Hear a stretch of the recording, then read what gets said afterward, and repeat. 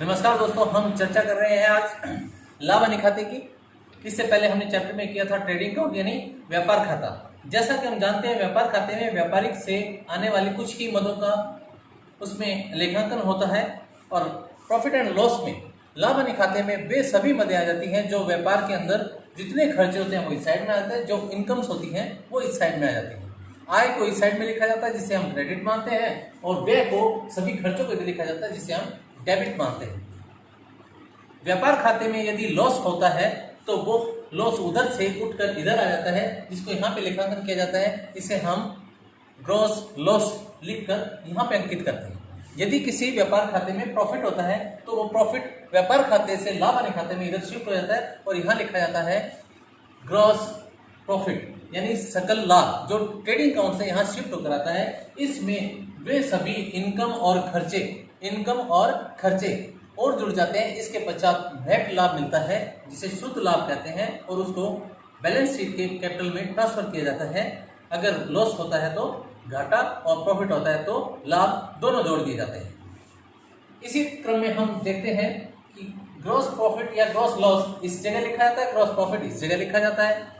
इधर वो सभी खर्चे जो ऑफिस के अंतर्गत किए जाते हैं, एक विभाग में, एक ऑफिस में, एक दुकान में, एक शॉप में जो भी खर्चे होते हैं वो सभी इस साइड में आते हैं। जैसा कि ऑफिस सैलरी, कार्यालय का वेतन, दूसरा ऑफिस रेंट और टैक्स, ऑफिस का किराया और टैक्स, प्रिंटिंग एंड स्टेशनरी, मुद्रण और स्टेशनरी, पोस्टेज स्टैम्प, डाक टिकट, लीगल एक्सपेंसेस, कानूनी व्यय, बिजनेस एक्सपेंसेस, व्यापार के खर्चे, नॉर्मल एक्सपेंसेस, सामान्य शुल्क, ऑडिट शुल्क, टेलीफोन एक्सपेंसेस, इंटरेस्ट और कैपिटल। यदि हमने किसी से उधार पैसा उठाया हुआ है पूंजी के लिए तो उस पर जो ब्याज देना पड़ता है उसका खर्चा, इंश्योरेंस प्रीमियम, बीमा का प्रीमियम, रिपेयरिंग। इसके अलावा भी बहुत सारे खर्चे ऐसे होते हैं जिन्हें हम व्यापार के अंतर्गत करते हैं और उसके अंतर्गत हमें काफ़ी सारे खर्चों को इसमें लेखा करना होता है और वो खर्चे डालकर हम पूरा इसका वर्णन करते हैं।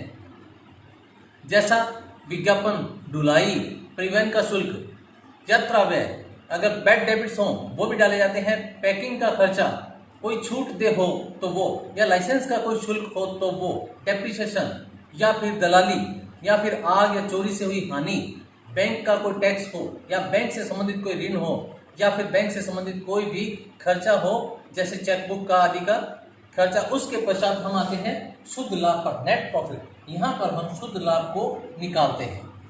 वो कैसे निकलता है? वो इधर जितना हमें रेवेन्यू प्राप्त होता है यानी जो आय होती है वो सारी इधर लिखी जाती है जो एक व्यापार के अंतर्गत होती है।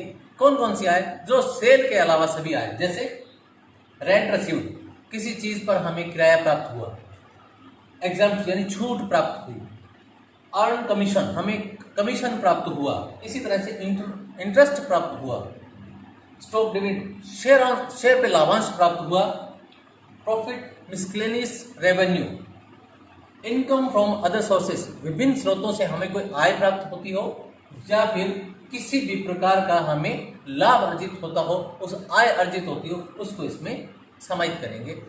ये आय जोड़कर इन खर्चों में से घटाकर जो यहाँ पे प्रॉफिट बचता है उसको नेट प्रॉफिट कहते हैं, शुद्ध लाभ कहते हैं। इसके पश्चात इसका नीचे का जोड़ इधर का और इधर का नीचे का जोड़ दोनों बराबर होते हैं। इसका जोड़ लगाएं और यहाँ पर ज्यादा राशि आती है इस खर्चों के जोड़ से, तब हमें लाभ होता है, उसको हम शुद्ध लाभ कहते हैं। यदि इसका जोड़ इस पर ज्यादा बैठता है, यहाँ पर कम होता है जोड़, तो हम निश्चित लॉस में जाते हैं, इसे नेट लॉस कहते हैं। नेट लॉस को हम कैपिटल में ट्रांसफर करते हैं, नेट प्रॉफिट को भी हम कैपिटल में ट्रांसफर करते हैं।